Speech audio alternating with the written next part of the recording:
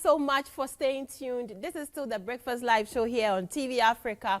This is the E&L segment. My name is Lebene Abrokwa, and we are proudly sponsored by kind courtesy Awake Mineral Water.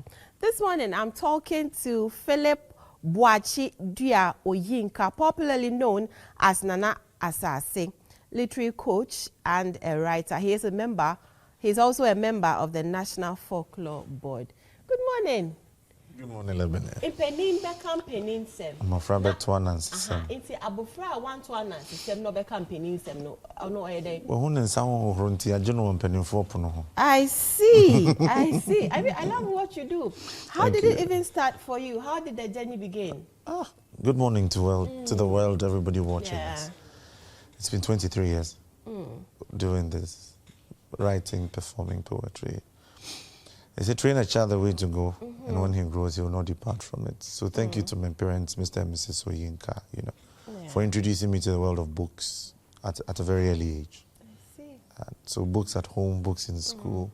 And then you realize we all go to Sunday school or school. We have these poetry recitals when there are programs and occasions coming up. I think my first public performance was when I was between age 4 and 5. 4 or 5. Kufredia Legion Hall, and mine was I see the moon and the moon sees me. After reciting a line on God bless the moon and God bless me. These were some of the very early years, and I think these things sparked the interest in public speaking and the art for me. The place of books did a lot because once you were reading, it means you were coming across interesting stories. Coming on Greek mythology, Bible stories, fairy tales. So it was a good blend of, cultural writings from different parts of it. I grew up listening to a lot of old school high life. What we would call old school high life. Let me just call it high life. Abridge Kofi Samis, Jacko Nimos. As a young boy? Yes. How old were you then? Around the same age, five coming up. I have very good memory of growing up. Your parents used to play the songs? We had a radio. Our radio was national. We had cassettes at home. We had radio. Those days, GBC would play very good music. They were the only radio station for the most part of it, till we had the likes of the Joy FMs popping up and all of it. Yes. And so I grew up listening to a lot of these songs. So I saw the TNT classic movies. I saw a lot of those. GTV would show them from 11 p.m. onwards. I would watch it. They used to show a lot of Ibigroma productions on television. So we got to watch a lot of these things, and it sparked a lot of interest. Right. So you made mention of the fact that when you were a kid, you loved reading books. Yes. Who were some of your favorite artists? Who were some of your favorite Some of my favorite authors, Yes, authors. I came across. So I came across a Junior African Writer series, Jaws. So Jaws had, quite a good range. Mesha Kasari, I remember Mesha Kasari vividly.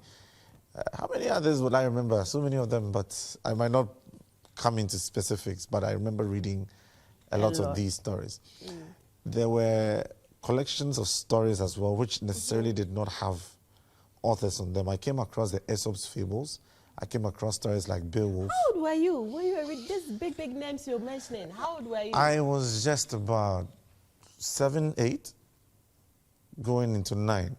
But I found a section in the library which had a lot of, these good books. Pentecost Preparatory School in Koforidua. I see. So I'll sneak them into the children's segment, and then break time, I'll just want to consume these stories.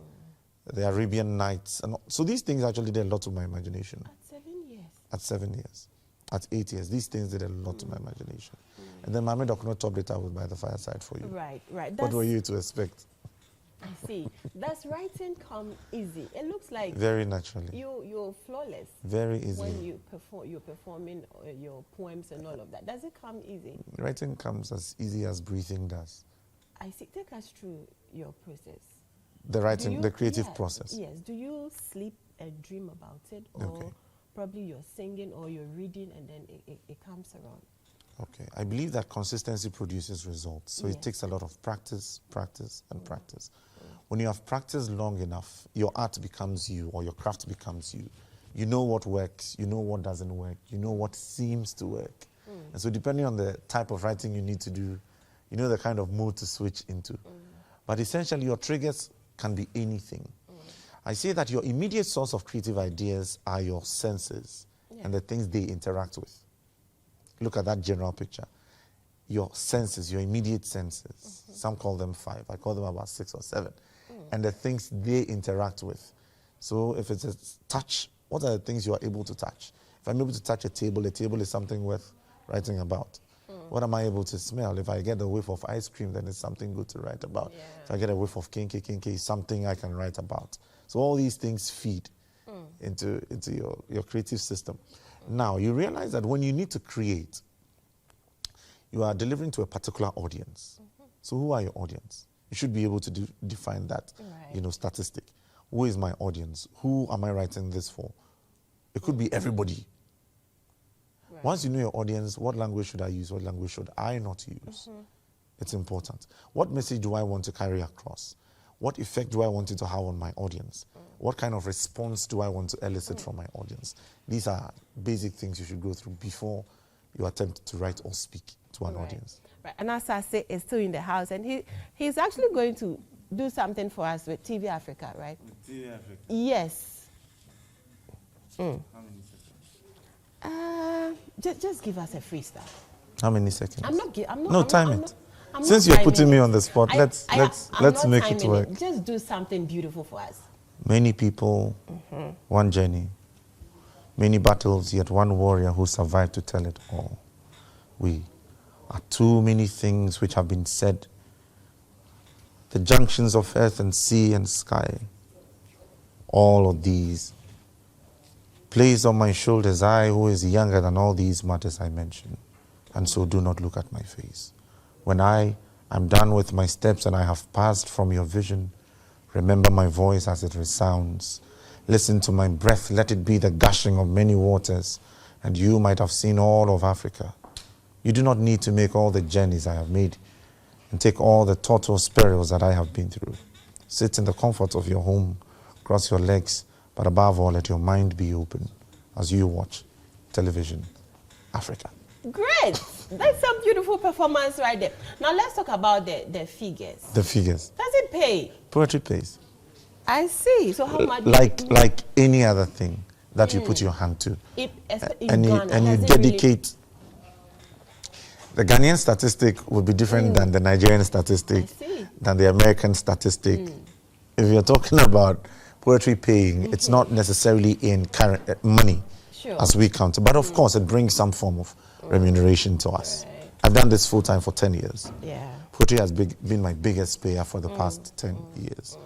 And so poetry will pay you.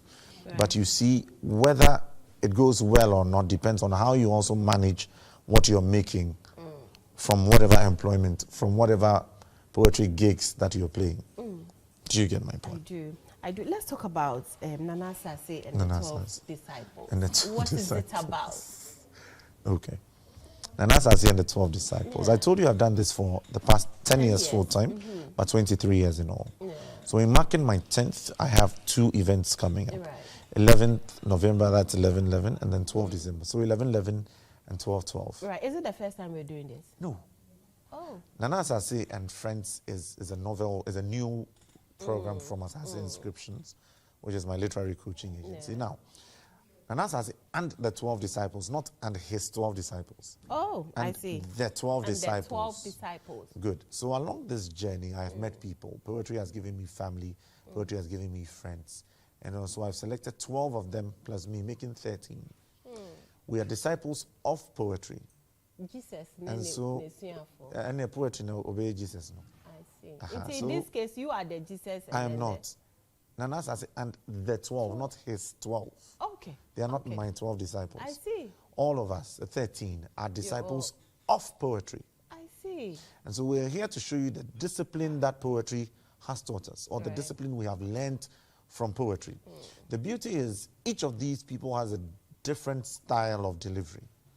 And so you realize that the beauty we have is the strength of our uniquenesses. That is what makes us a very beautiful people. And the beautiful thing is over the past 10 years, for about 5 of it, we've been struggling to put up a Poetry Association of Ghana. Finally, the Poetry Association of Ghana has been established, and they are massively behind us. Most of these people who are performing are members of the Poetry Association of Ghana. So this is a celebration of unity. I see. And so in 10 years, these are people I met. Without poetry, I'm not sure I would have met most of them or gotten to know them the way I do. So we are here to showcase a variety of beautiful poetry, music, dance, a bit of Ghanaian food and drinks in that evening of Nana Asaase and the 12 disciples. Whichever way you choose to look at it, the communion wine will be served in different containers. It will come in different varieties. I see. The bread will range from tea bread to other sugar to butter different bread. things, which simply Varieties, means we'll be talking about different issues, relevant, pertinent issues, you know, in Ghana and beyond. So where is it happening? Are we buying tickets? Okay. Any contact numbers? To reach. Okay. So our event is happening at Art Africa. Art Africa Gallery in Osu. Okay. The Fidelity. So if you're looking for me on Google, you just put in Nana Asaase. Asaase as in Asaase. On Instagram, Facebook, Twitter, at Asaase Nana. Asaase Nana. You will find us. I will encourage you to be at Nana Asaase and the 12 disciples. Beyond that, parents, when you have found that your children have a skill, please encourage them, because it's the gift of a man that will take him before kings and great men, not their degrees. Right. Thank you very so much for having me, Lebene. Of course. Encourage your kids to read. It takes them to a lot of places. I mean, Nana Asaase is a great example of that. Thanks so much for coming. We'll be there very much, Lebene, to support you. I'm taking my ticket right after the show. So the show